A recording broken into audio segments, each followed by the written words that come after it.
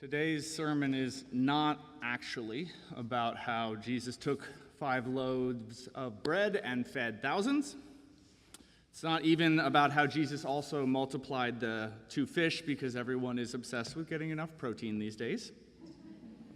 It's not about how all ate and were full, how the kingdom of God is where all share instead of policing who is deserving, about abundance or compassion or the way God makes the impossible possible, or about living inside of a miraculous sense of interconnectedness, belonging, and purpose. Today's sermon is about what happens before and after.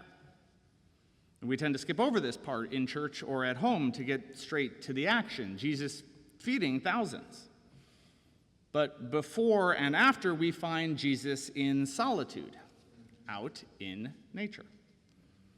The gospel says that when Jesus heard that his cousin and friend John the Baptist had been executed, he withdrew from there in a boat to a deserted place by himself. That is the beginning of our story.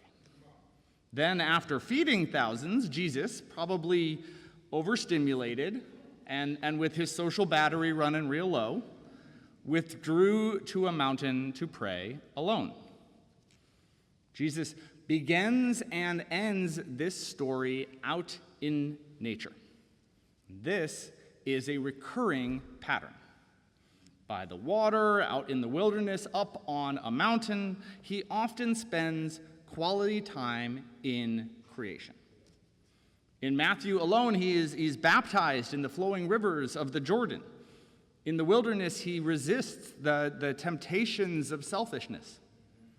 He makes his home in Capernaum by the sea, and on one of his long walks by the Sea of Galilee, he calls his first disciples.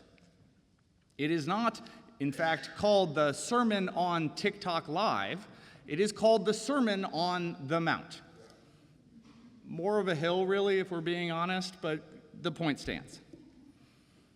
Jesus' words and stories are overflowing with the vocabulary of growth, the rhythm of planting and harvesting. Even the winds and the sea obey him. He walks through fields with his disciples. He is revealed as God up on a mountaintop, and he weeps on his longest night in the Garden of Gethsemane. None of this is because he didn't have a nice air-conditioned apartment to hang out in.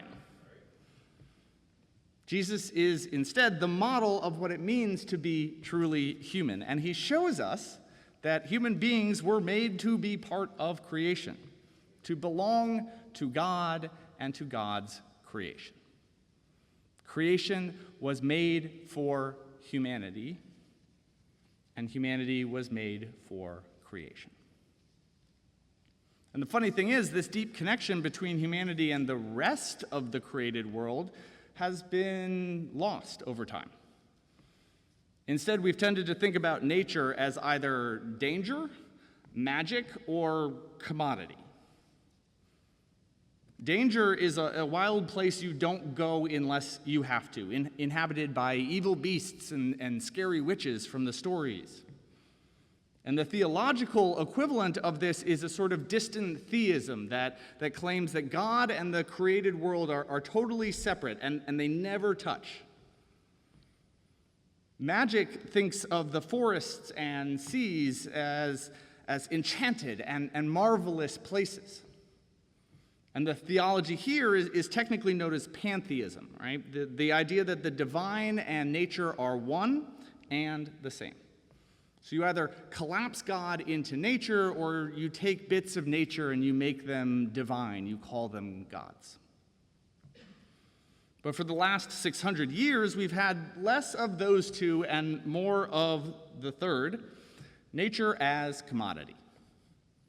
The land is not dangerous or magic. It's simply something to be bought and sold, used up for our purposes, or maybe protected, but turned into a tourist destination, a place you visit, not a place you inhabit. And by the way, the word nature itself is actually part of this, because it's sort of what distinguishes your garden or the median of a highway that's overflowing with wildflowers from a national park. We think of one of those things as nature, not the others, though they're all part of God's creation. And that's a false distinction.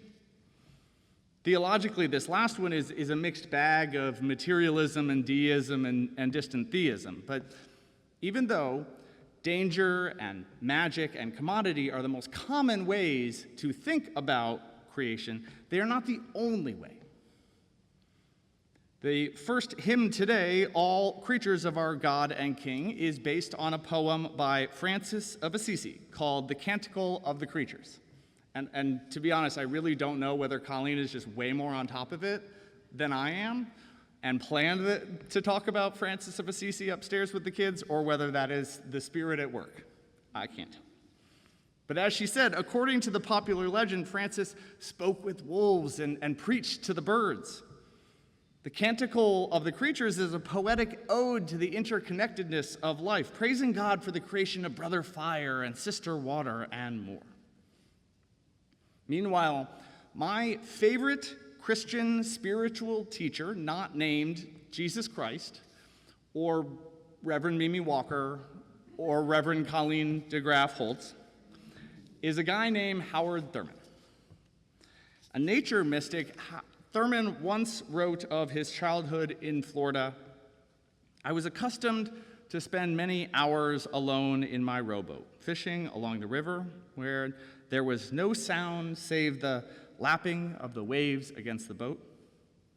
These were times when it seemed as if the earth and river and the sky and I were one beat of the same pulse. It was a time of watching and waiting for what I did not know, yet I always knew. There would come a moment when beyond the single pulse beat, there was a sense of presence, which seemed always to speak to me. My response to the sense of presence always had the quality of a personal communion. There was no voice, there was no image, there was no vision, there was God." Thurman discovered God in nature. Not nature as God, mind you, but God in and yet somehow far beyond the natural world. And this is what is technically called panentheism. So capitalism says God gave us the world to burn up as we please. Distant theism says that God and the world have nothing in common. Pantheism says that God and the world are one and the same. Panentheism says that God is the ground of being in everything, but at the same time, far more, far beyond we could ever imagine.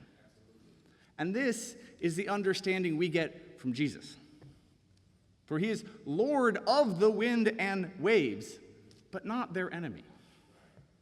He withdraws to nature not to confront danger or tap into primordial magics, but instead to rediscover true belonging. We have been talking for 2 months now about the blessings of slowing down. Slow down for summer. We have covered what counts as slowing down, why to do it, how to do it, and even who to slow down with. But we haven't touched on where. And it turns out the where actually matters. There's a bunch of different studies that have done essentially the same thing. Researchers started with some people who were just really going through it, grieving or struggling with an illness or recovering from substance abuse or trying to overcome an illness. And they had both groups essentially followed the same treatment plan, whatever was prescribed by the medical professionals. But one of the groups would also spend time in and around nature. They would do their treatment outside, they would go to a forest, they would even just look out on a river or a lake. And what they found is that those folks who were in and around nature had better results. Even small doses of nature seem to create big improvements in recovery, in well-being, in mental health, in physical health, childhood development, and more. It still needs more study, but there's enough data out there that one author calls nature vitamin N. Much like other vitamins, he says you need to get enough vitamin N to actually be healthy. Now, I don't know what your diet was like this week. Some of you are vegan, and some of you, I'm pretty sure, have never eaten a vegetable. Some of you are watching what you eat, and some of you are eating all the snacks that you bought for the kids, or both. I don't know what you ate this week, but I am pretty sure that none of us are getting enough vitamin N. It's not enough to slow down if all we're doing is lying on the couch looking at our phones. You were not made to scroll through your phone, making snap judgments, mainlining anxiety, pressure, micro-traumas, and fear just so that you occasionally get a small random hit of dopamine. Big tech is the largest social and psychological experiment in human history, and so far the results are misery and division and violence. You were not made for that by your Creator who loves you. You were not made to go from bed to car to office to car to couch to bed, from screen to screen to screen to screen. You are living a life that would not make sense to most human beings in history. That isn't what your loving Creator wants for you. And then so many of us wonder why we feel disconnected or miserable or cut off from a sense of purpose and belonging. You were made for connection, to be part of a beautiful, grand web of belonging we call creation. A place where you encounter perspective and peace and as Thurman called it, presence of something. Time outside is an act of prayer, of worship, and praise. And I am saying that specifically so that next week, when I'm not here and I'm at the beach, I can tell you that I'm not on vacation. I'm being like Jesus. I'm not playing in the waves with my nieces. I'm on an intensive prayer retreat. See, it's not really a beach trip. It's a spiritual practice. I'm doing it for you all. Thank you. Yeah.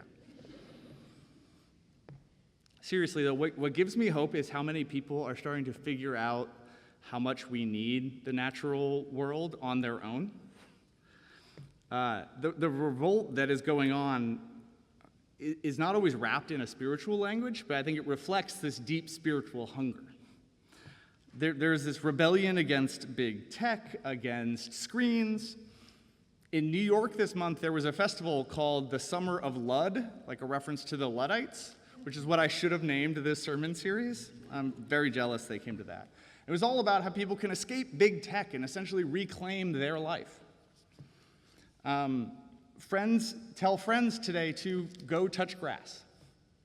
The new teen phrase that some of our teachers might be hearing a lot when school starts soon is quiet on the creek.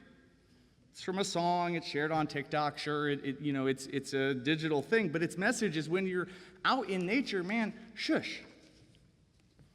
And it turns out, it's a very helpful reminder because some people don't know that you're allowed to go hiking or go to the beach without your Bluetooth speaker on blast, right? You're actually allowed to just walk through the woods and listen to trees and birds or sit on the beach and listen to waves without hammering everybody within 100 feet of you with your chosen soundtrack. It's possible. What gives me hope is all these folks that are starting from a deep dissatisfaction with the way of life and then working their way back to what Jesus taught us all along, even if they aren't starting by looking at him in particular. We are yearning for a deep and grace-filled spirituality, something that isn't obsessed with speed or judging our neighbors, We were promised that turning everything into a commodity and putting technology into every single part of our lives would make us happy and whole, and it hasn't happened. Instead, we're desperate for a sense of belonging, a sense of fitting in, of just being okay, of having individual purpose, but still connecting to a community, of being individual and unique, but also overwhelmed by the presence of something grand and mysterious that we cannot comprehend. That's what most of us have been searching for. And some of us, we end up searching for it through addictions or substances or stuff or success, and we go down all the wrong roads. But what we're looking for is that presence, that belonging. Some of us find presence maybe in like the music and lights of shows, but maybe we don't find belonging there. Some of us find belonging in politics or volunteer activities, but we can't find presence there. And some of us find presence and belonging, both of them, in nature more easily than in church, which is fair because some churches have not made those two things readily available. But what we are looking for, I believe, is that true combination of presence and belonging, this unquenchable presence and belonging that comes from relationship with God. And that may be more easy to find out in nature, but it is available to all of us, all the time, everywhere. So, now that I said that out loud, maybe I was wrong at the beginning of this sermon. Maybe this sermon is actually about the kingdom of God being where we all share and give to each other instead of policing who's deserving. Maybe it is about abundance and compassion and the way God makes the impossible possible. Maybe it is about living inside a miraculous sense of interconnectedness, belonging, and purpose. Maybe that's actually what all these sermons have been about for 2 months now. How presence and purpose, a loving sense of belonging, that God offers that to us every single day, every day. We won't find it anywhere else, and we do not need anything to deserve it. We just need to notice. We just need to slow down.